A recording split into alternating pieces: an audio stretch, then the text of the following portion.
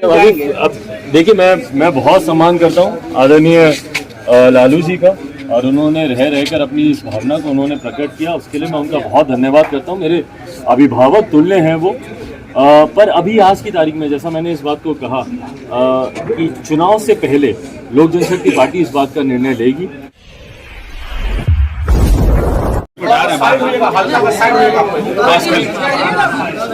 Side से निकलते जाइए। अरे यार, ये क्या कर रहे हैं भैया? अरे क्या कर रहे हैं यार? ऐसे मत करिए ना, एक जगह रहिए।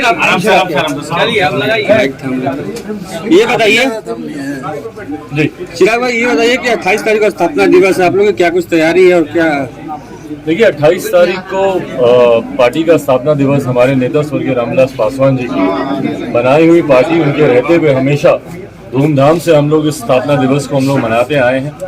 पिछले साल जिस तरीके से उनका दुखद निधन हुआ, तो उस क्रम में उतनी व्यवस्था के साथ ये कार्यक्रम नहीं मनाया गया, पर इस बार पुनः हम लोग, क्योंकि पार्टी का 21वां स्थापना दिवस है, 2000 में पार्टी का गठन हुआ था, और हमारे नेता की याद में उनको श्रद्धांजलि देते हुए जिस तरीके से अगर आज वो होते, जितनी भव्यता के साथ वो इस स्थापना दिवस का आयोजन करते, उतनी ही भव्यता के साथ हम लोग इस कार्यक्रम का हम लोग आयोजन करने वाले हैं।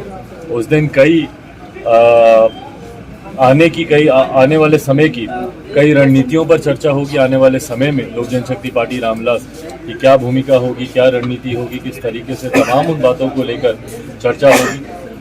पूरे प्रदेश से हमारे लोग, पार्टी से जुड़े हुए पदाधिकारी, जिला अध्यक्ष, जिला समिति के जितने सदस्य हैं, तमाम वो लोग उस दिन बापू सभागार में उपस्थित होंगे, और एक बड़ा कार्यक्रम होगा जिसमें आने वाले समय में विभिन्न चुनाव को लेकर, विभिन्न और कार्यक्रमों को लेकर पार्टी की रणनीति तय की। शादी समारोह में जिस तरह से महिलाओं के कमरों में पुलिस जाकर चेकिंग की है और नीतीश कुमार ने क्लीन चिट दे दिया है कि इसी तरह से अब काम होगा बिहार में। भैया, गुंडा राज को आप बढ़ावा दे रहे हैं, ये क्या है? मतलब अगर ये गुंडा राज नहीं है तो और क्या है?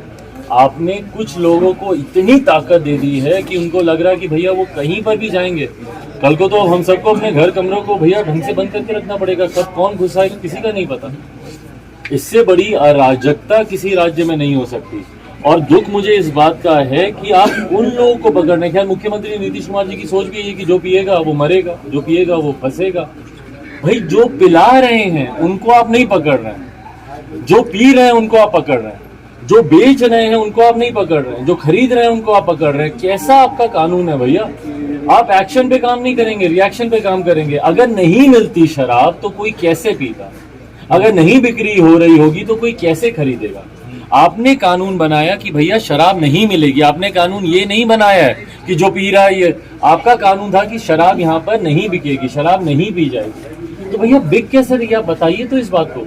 आप उन बड़े माफियाओं पे तो हाथ लगाने की आपकी हिम्मत है नहीं, क्योंकि या तो आपका या आपके अधिकारियों का संरक्षण प्राप्त हो उन तस्करों को, उन गिरोह को जो यहाँ पे अवैध शराब का निर्माण करते हैं, वहाँ के निर्यात करते हैं, जो यहाँ पे जहरीली शराब का निर्माण करते हैं, उन गिरोहों को पकड़ने की आप में हिम्मत नहीं है। उनके ऊपर आपने आज तक मुझे कोई एक गिरोह ऐसा बता दीजिए कि जो मुख्यमंत्री नीतीश कुमार जी ने पकड़ा हो या इनके शासन प्रशासन के तंत्र ने पकड़ा हो कि ये गिरोह जहरीली शराब बनाने के कार्य में लिप्त था, या ये गिरोह जिम्मेदार है निर्यात कराने में अवैध शराब का दूसरे राज्यों से। एक ऐसा गिरोह इन लोगों ने नहीं पकड़ा। कभी एम्बुलेंसेज में पकड़ी जाती हैं, कभी पुलिस की वैन में पकड़ी जाती हैं, पर वो आ कहां से रही है उसके गिरोह का तो आप पता लगाएंगे। यही आपकी इंटेलिजेंस है, यही आपका शासन प्रशासन तंत्र है। और अब तो हद तब हो गई भैया कि जब आप एक नव विवाहिता दुल्हन उसके कमरे में आप जा रहे हैं, वो भी विदाउट अ लेडी पुलिस। आप अगर कहीं इसके लिए जा रहे हैं, इन्वेस्टिगेट करने जा रहे हैं, अगर आप कहीं पे आप अगर छापा मारने जा रहे हैं तो कम से कम लेडी पुलिस तो होती है ना वहां पे।